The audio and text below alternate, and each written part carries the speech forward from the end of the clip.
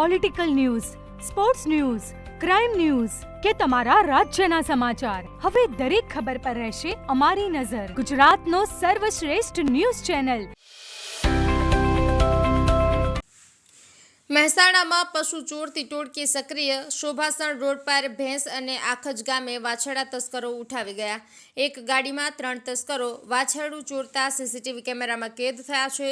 મહેસાણા તાલુકામાં આવેલ આખજ ગામે રબારીવાસમાં રહેતા બાબુભાઈ રબારીએ લાગણજ પોલીસમાં ફરિયાદ નોંધાવી છે અને જણાવ્યું છે કે તારીખ 27 ઓક્ટોબરની રાત્રે તેઓ વાડામાં સુવા ગયા હતા. એ દરમિયાન રાત્રિ એક ગાડીમાં આવેલા 4 અજાણ્યા તસ્કરોએ રોડ પાસે બાંધેલી વાછરડીને ગાડીમાં પૂરીને લઈ ગયા હતા.